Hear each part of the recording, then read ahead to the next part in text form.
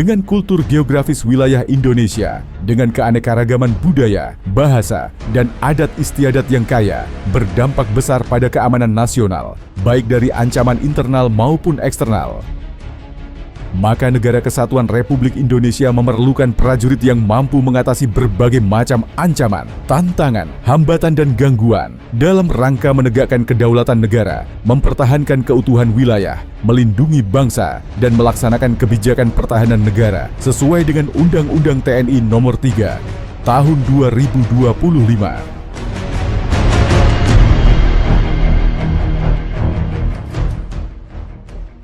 Maka Presiden Prabowo Subianto menginisiasi program pembentukan prajurit Tamtama TNI dan memerintahkan kepada Menhan untuk mengimplementasikan program tersebut.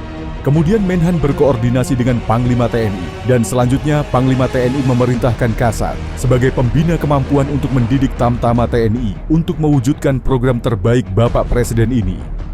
Untuk itu, Pusat Pendidikan Perhubungan sebagai Center of Excellence melatihkan kepada prajurit Tamtama TNI melaksanakan simulasi latihan terpadu sesuai dengan prosedur yang sudah ditentukan.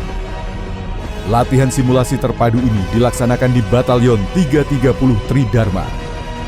Kegiatan ini diawali pengarahan oleh komandan latihan dan membagikan pos-pos yang akan dituju oleh prajurit siswa. Dalam simulasi latihan ini, prajurit siswa akan melaksanakan di 10 pos dengan materi Kompas Bintang, disiplin tempur, berbivak, teknik bergerak dalam hubungan kelompok, gerakan perorangan, orientasi peta, aci ubidik, menembak, menaksir jarak, dan tali temali.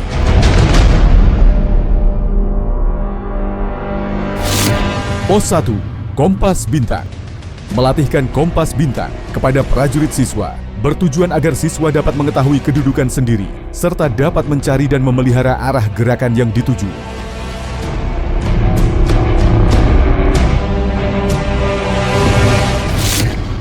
Pos 2, disiplin tempur. Setiap prajurit siswa mempunyai kewajiban memiliki disiplin tempur perorangan, antara lain disiplin medan, disiplin pangkalan atau basis tempur, kesehatan lapangan, disiplin penggunaan senjata, ketahanan mental dan disiplin pribadi. Pos 3, berbivak. Kemampuan berbivak yang dibekalkan kepada setiap prajurit siswa adalah perkembangan perorangan yang dapat dikerjakan oleh prajurit dengan alat atau sarana yang ada di satuannya atau yang ditemukan di medan. Penempatan bivak yang keliru atau samaran yang kurang akan menarik perhatian musuh.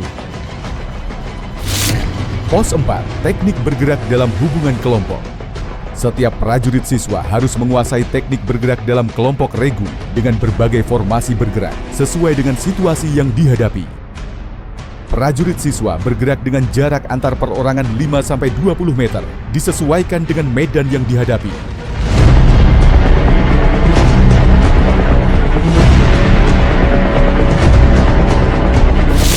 Pos 5, gerakan perorangan. Prajurit siswa harus menguasai gerakan perorangan agar dapat memberikan keamanan, kecepatan dan pendadakan dalam perpindahan dari suatu tempat ke tempat lain, baik di bawah tembakan musuh, ataupun tidak membutuhkan suatu gerakan yang bervariasi sesuai dengan tuntutan keadaan saat itu. Gerakan perorangan meliputi berjalan, tiarap, berguling, merangkak, merayap, berlari, terjun dan melompat. Pos 6, orientasi peta. Materi orientasi peta juga menjadi bekal utama dengan memahami peta dan kompas.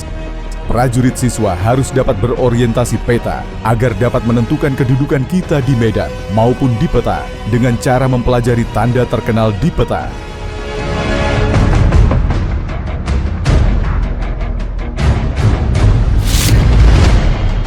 Pos 7, acu bidik. Prajurit siswa melaksanakan acu bidik yang merupakan teknik yang sangat penting bagi seorang prajurit untuk meningkatkan akurasi dan efektivitas menembak, di mana prajurit TNI akan melatih posisi dan teknik bidik saat menembak, baik menembak senapan atau menembak pistol.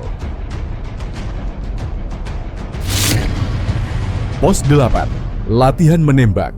Prajurit siswa harus mampu menembak dengan jarak 100 meter secara akurat. Kemampuan menembak merupakan keterampilan dasar yang harus dikuasai oleh prajurit TNI dalam melaksanakan tugasnya.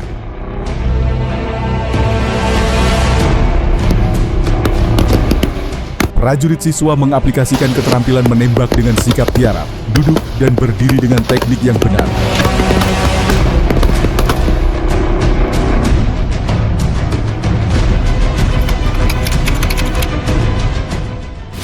Pos 9. Menaksir jarak. Prajurit siswa harus dapat menaksir jarak agar dapat menentukan jarak suatu benda, musuh, atau tujuan sasaran. Ada beberapa cara untuk menaksir jarak, antara lain kelipatan, dengan penglihatan, suara tembakan, cahaya atau asap ledakan, dan peribuan. Pos 10. Tali temali. Prajurit siswa harus dapat menguasai tali temali agar dapat digunakan dalam mendukung tugas pokok perorangan dan akan berguna bagi prajurit siswa sebagai pengikat benda dengan benda atau menyambung tali dengan tali. Sehingga tujuan utama latihan simulasi terpadu ini ialah untuk membentuk prajurit TNI yang mampu untuk mengatasi berbagai macam ancaman, tantangan, halangan, dan rintangan dalam rangka menegakkan kedaulatan negara, mempertahankan keutuhan wilayah, melindungi bangsa, dan melaksanakan kebijakan pertahanan negara sesuai dengan Undang-Undang TNI Nomor 3 Tahun 2025 dapat terwujud. Maka keamanan negara yang terwujud membawa manfaat besar bagi rakyat Indonesia, rasa aman dan nyaman dalam beraktivitas, pertumbuhan ekonomi yang stabil, dan jaminan hak-hak dasar bagi seluruh rakyat Indonesia. Bersama TNI Rakyat Kuat untuk Indonesia Maju.